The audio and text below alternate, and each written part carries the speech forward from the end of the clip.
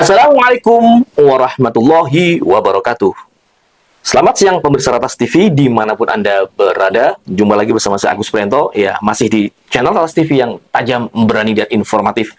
Pemirsa, kita akan mengupdate, ya kali ini kita akan mengupdate perkembangan soal kasus dugaan kekerasan seksual di SMK Waskito, Kota Tangerang Selatan. Ya, kita sudah menghadirkan pengacara atau penasihat hukum kedua belah pihak, ya, pelapor dan terlapor, ya. Dan ini lagi yang terakhir, yang terkini ini saya hadirkan kembali tim penasihat hukum, ya, atau pengacaranya terlapor, ya, SS, ya, atau S3 SSC, ya, kita sebutnya SS lah, ya. Itu adik SS, yaitu Ibu Dr. Junifer Dami Panjaitan SHMH. Kita akan menyimak perkembangan apa yang disampaikan beliau. Oke, selamat siang Bu Dami. Bu Junifer ya? Bu Jun ya? Oke, siapa aja boleh. Oke, Pak Agus, terima kasih buat undangannya lagi, Ya. untuk mengklarifikasi yang dan juga tindakan langkah-langkah hukum yang sudah kami lakukan lagi. Oke, nah ini Bu Jun, ini kita menarik, saya dapat data dari Anda tadi waktu off air, ya. Ini ada 2 tanda bukti lapor, ya. Jadi ini saya dapat klien Anda, si terlapor nih, Ada 2 SS, ya kan, ini melaporkan lapor balik ke Polres Metro Tangerang Selatan, Polres Tangerang Selatan, ya kan.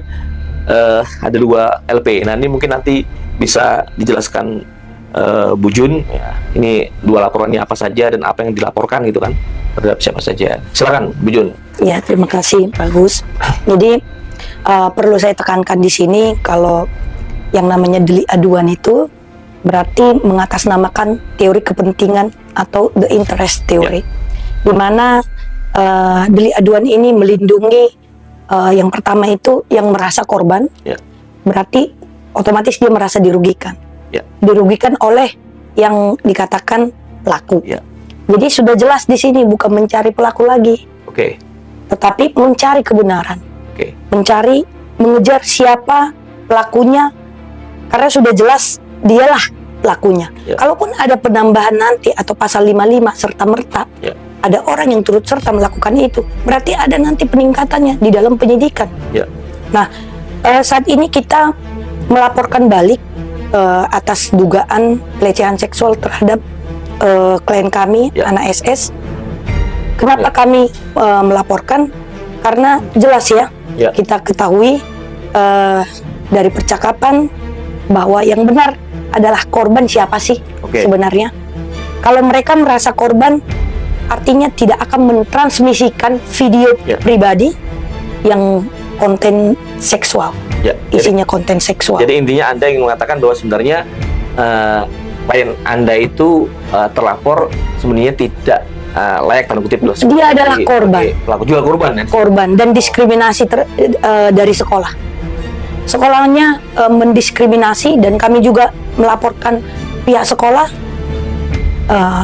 Harus siap Bapak Kepala Sekolah yang menghapus dan memerintahkan Wakasek dan juga seorang guru PKL, dan kita laporkan itu bertiga, kepala sekolah, Wakasek, dan guru tersebut. Kami sudah somasi tetapi tidak ada itikat baik. Oke, sebelah saya potong Bu Jun, maaf. Jadi ini ada 2 laporan, berarti yang pertama adalah lapor balik ya ini ya. Yang satu lapor balik, yang satu mungkin beda ya. Yang lapor balik ini adalah klien Anda melaporkan Undang-undang pornografi ya, karena mentransmisikan, memberi tanpa diminta. Ini di sini dikatakan pasal tindak pidana perkara yang Anda laporkan adalah membuat dan atau mempertontonkan produk pornografi dan atau mentransmisikan dokumen elektronik yang memiliki muatan melanggar kesusilaan. Pasal 4 ayat 1 dan 2 Jungto 29 dan pasal 6 Jungto 32 Undang-Undang Pornografi, atau pasal 45 ayat 1 Jungto 27 ayat 1 Undang-Undang Informasi dan Elektronik UU ITE. Mungkin bisa jelaskan rincinya Bu, seperti apa, kenapa Anda melaporkan si korban ini ya, korban C ini. Ini ke pasalnya? Apa bisa dijelaskan? Karena laporan mereka, si pelapor merasa masih anak-anak kan, memang benar masih anak-anak. Tetapi terduga terlapor ini juga pada saat tempus deliktinya adalah masih anak-anak. Tetapi kenapa dibikin TPKS? Apa TPKS itu? Tindak pidana kekerasan seksual. TPKS, Nah, kalau kemarin ada tanggapan dari PH-nya si pelapor bahwa di dalam TPKS sama-sama menikmati dan sama-sama bisa melaporkan. Lalu siapa pihak yang dirugikan, Pak? Delik, kita ingat delik itu ada dua, delik biasa dan delik aduan. Delik biasa itu adalah untuk extraordinary crime atau juga memang undang-undangnya tindak pidana khusus. Nah, ini khusus, tetapi yang mentransmisikan siapa gitu loh. Dilihat siapa yang dirugikan. Siapa sih yang dirugikan di sini? Oke, laki-laki. Nah, itu filosofinya seperti itu. Filosofi lahirnya TPKS itu adalah karena pihak-pihak yang dirugikan otomatis orang yang lemah. Nah, tetapi Anda harus tahu orang yang lemah di perkara ini siapa sih sebenarnya? Karena tidak masuk akal juga seorang anak meminta untuk dipuaskan itu, apakah itu kekerasan seksual? Meskipun awalnya yang ditudingkan adalah klien Anda adalah adik memaksa. Yang memaksa. Dan mereka tidak tahu sebelum-sebelumnya dialah yang memberikan dengan sukarela. Sukarela, tanpa diminta pun diberikan. Makanya masuk pasal mentransmisikan. Jadi Anda buktinya ada semua ya di ada dong. Bukti-bukti foto, video itu yang Anda katakan luar biasa itu, yang vulgar itu ada semua. Makanya saya katakan podcast yang pertama, ayolah jangan jatuh ke jurang. Anda menyebur sendiri gitu. Artinya itu juga satu ajakan kita untuk RJ atau apa. Tetapi saat ini ya kita lihat see kebenaran. Kebenaran akan mendapatkan jalan dengan sendirinya. Sebelum Anda melapor ini, proses hukumnya dari pihak pengacara korban itu sejauh mana laporan di polisinya? Apakah benar-benar beliau mengatakan sudah naik penyidikan, benar nggak itu? Ya benar. Dan itu kita sayangkan ya. Kenapa kita tidak dilibatkan lidik? Sementara anak ini kan bukan pembunuh. Kalau pembunuh atau OTT itu boleh. Itu boleh langsung penyidikan, langsung dipanggil dan udah naik sidik gitu loh. Kenapa tidak dilibatkan? Dan saya menyurati Kapolres, kita tunggu tanggapannya, harus dilibatkan. Karena nggak kabur kok orangnya. Karena ciri-ciri langsung naik penyidikan ini ya karena takut menghilangkan barang bukti, takut kabur, ya kan? Nah, atau OTT itu orangnya udah di situ, udah angkut. Nah, ini kooperatif kok, satu kali panggilan datang. Penyidiknya katakan nanti kita panggil lagi, kita siap. Kita siap, kita tidak kemana-mana. Dan seseorang datang ke rumah ibadah, saya somasi kamu, somasi terbuka dari saya. Tunggu kamu yang menghapus percakapan kamu, dihapus oleh kepala sekolah, dan nanti akan di HP-nya anak si SS ini sudah kami setor ke penyidik, sudah ada berita penyitaan, dan itu nanti semua akan terbuka. Apa yang dihapus, apapun yang hilang dari situ bisa nanti ditarik kembali di lab forensik. Nah, kalau ada obstruction of justice, kalau misalkan menghilangkan barang bukti, kepala sekolah memerintahkan wakasek dan gurunya untuk menghapus. Bagaimana itu? Bagaimana tindakan sekolah menghapus, habis itu menyuruh anak itu untuk melapor? Setelah disuruh hapus, habis itu disuruh anak B ini melapor. Berarti sekolah di sini bukan memfasilitasi adanya satu keadilan dong. Tetapi ini pelaku karena mentang-mentang dilapor.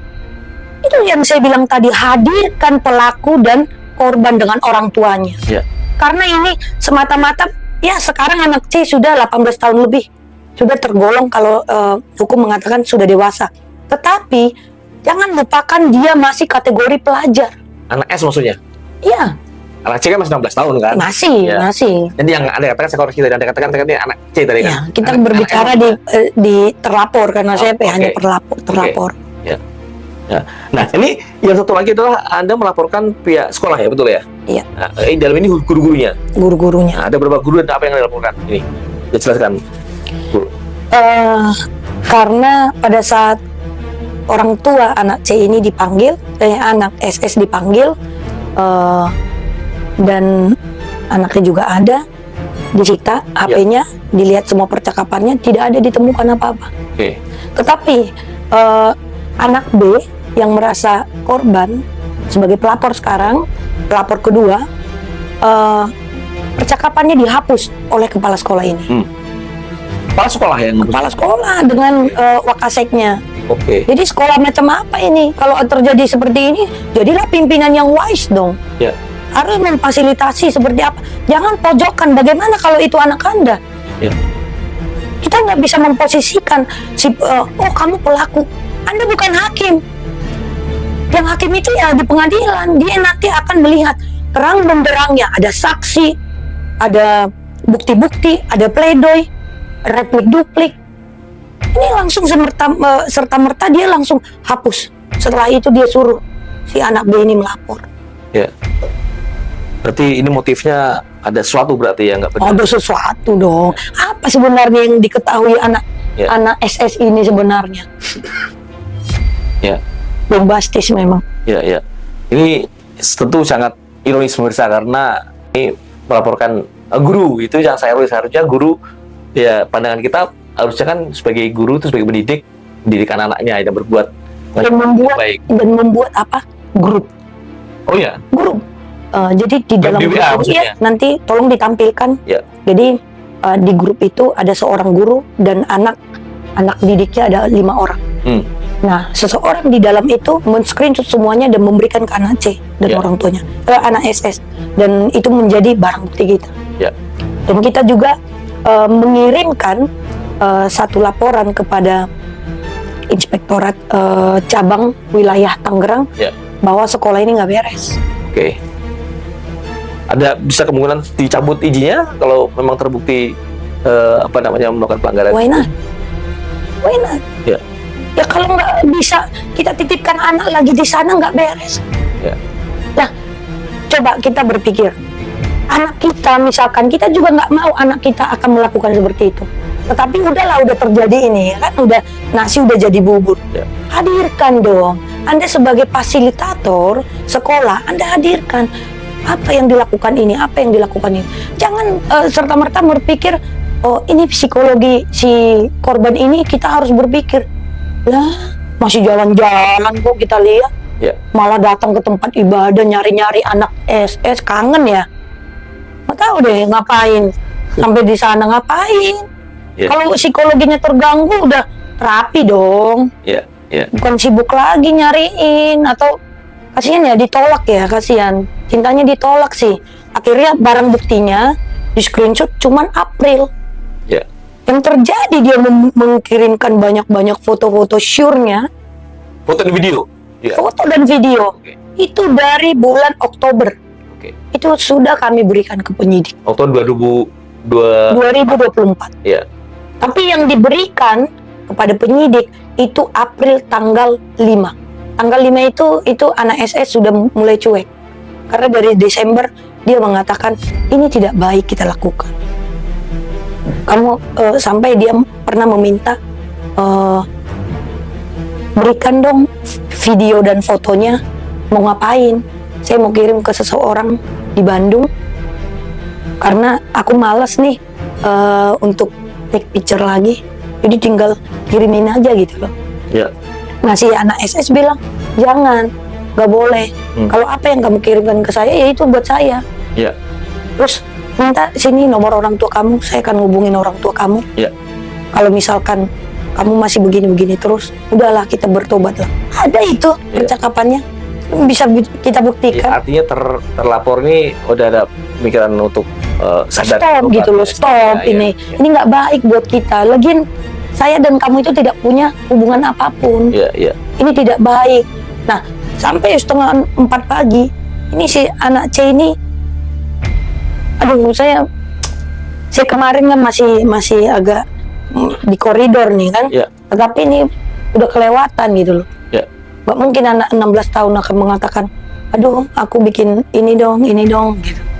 Yang mancing nafsu gairah maksudnya? Iyalah. Oke. Ya, baik. Nah, Bu Jun, ini tadi saya lihat juga di banyak nih komentar di channel kita kan itu kan. Ada seperti tadi ingin mengatakan juga dengan komentar netizen yang ada di channel yang udah ditayangkan sebelumnya. Jadi ada seseorang namanya siapa itu ya? Vincentius. Oke. Ini pesan saya buat kamu, Vincentius.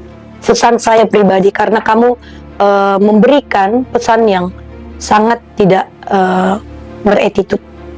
Kamu mengatakan kalau kamu aktivis perempuan dan anak, berlakulah seperti aktivis atau apalah kamu bilang. Dan semoga anak saya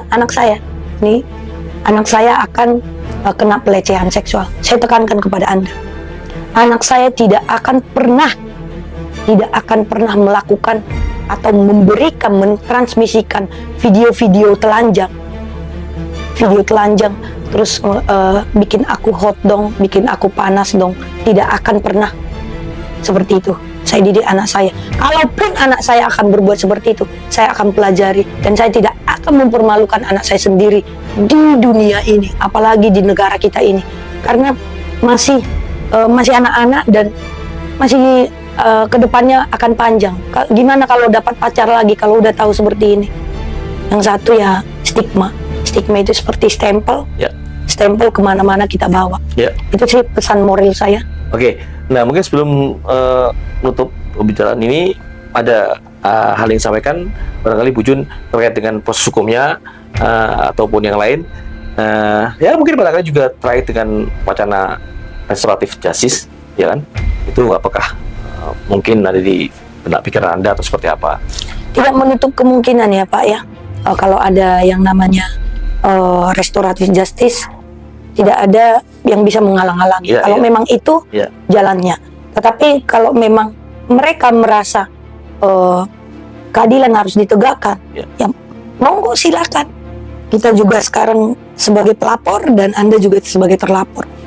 Jadi kita lihat siapa yang benar, siapa yang memang benar-benar dirugikan. Yang dibiarkan proses hukum yang berjalan ya. Let's see. Oke. Baik, terima kasih Bu Jun untuk keterangannya, perkembangannya. Nanti tentunya juga kita akan terus mengambil terus lah, insya Allah akan ratifikkan yang terjadi ke depan. Nanti kan kita akan pantau terus perkembangan dari sisi hukum maupun yang lainnya. Pemirsa, demikian tadi bincang-bincang saya dengan pengacara SS, ya kan, adik kita SS, yaitu Bu kalau dikatakan ini SS ini sebagai terlapor ya awalnya ya, gitu kan. Jadi Ibu Dr. Jennifer Dami Panjaitan SMH ya.